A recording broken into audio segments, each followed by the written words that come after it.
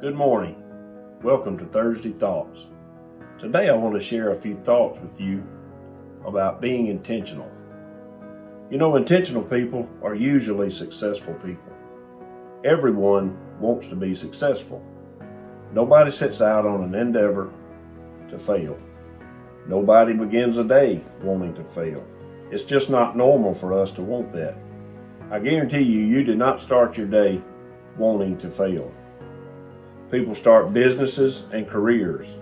Sports teams start seasons wanting to succeed, and they're intentional about that. Hunters and fishermen want to succeed. You plan, you strategize for a business, for your career, you work, you coordinate, you alter plans, you redirect. But it's all intentional with the end result of wanting to be successful. Day after day, you put in the time, you put in the work intentionally to be successful. If you're in business, you look for a competitive advantage. You look for something extra to offer your client, your customer.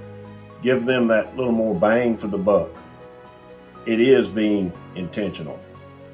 But what I really want to focus on today is being intentional about our relationship with God. You see, Jesus, who is God robed in flesh, was intentional. He didn't just walk around randomly healing and delivering people. He encountered people intentionally and with good intentions. He went places and encountered people such as the blind man that he healed in John chapter 9. His disciples asked him, "Who sinned, this man or his parents?" And Jesus replied, "Neither. Neither one sinned, but that the will of the Father could be done." Also, in John, we have the example of the Samaritan woman at the well. Jesus sent his disciples to town to buy lunch. Why? So that he could meet with this woman and intentionally minister to her, because he knew her past. Even though he had not personally known her, he knew it and told it to her. She had been married 5 times, and the man she was living with was not her husband. But Jesus intentionally encountered her to be able to minister. If Jesus was intentional, we should be as well. We must be intentional about our prayer life, fasting, ministering to people's needs, physically as well as spiritually. Just like we have to be intentional in physical and earthly matters, we have to be intentional about our spiritual well-being. People that are intentional are not easily defeated.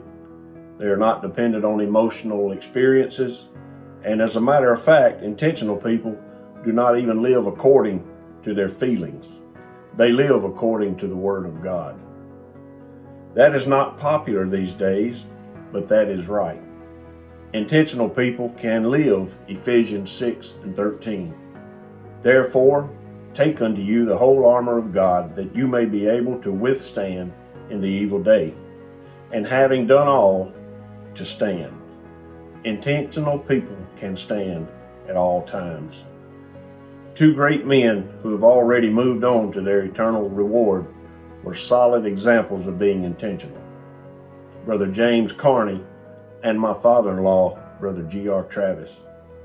In the newly formed Facebook group called Remembering Bishop, I have read many comments about Brother Carney being seen in the prayer room or he was leaving it, and many different people mentioning hearing him pray at various times throughout the day.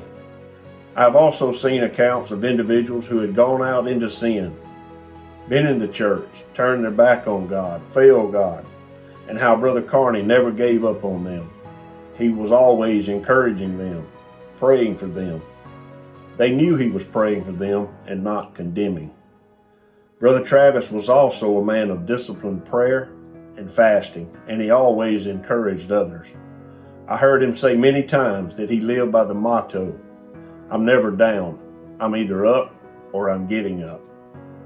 I know firsthand, because I have knowledge, that he had a designated time of prayer each day. He also had a designated fast day, as well as doing more when he felt led to engage in extended fast.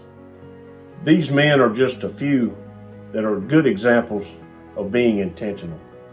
I dare say that even if neither of them had been a preacher of the gospel, they still would have conducted their life in this manner, because their relationship with God was not based on preparing the next sermon, but they lived it out daily. They were intentional. That is a common thread of people such as these men who are used by God and remain grounded and committed.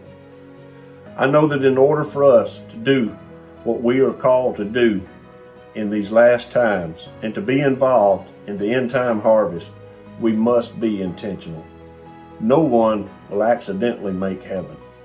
Let's spend the rest of our time on earth being intentional about God's work and making heaven our eternal home. I pray that God will help all of us to become more intentional. God bless you.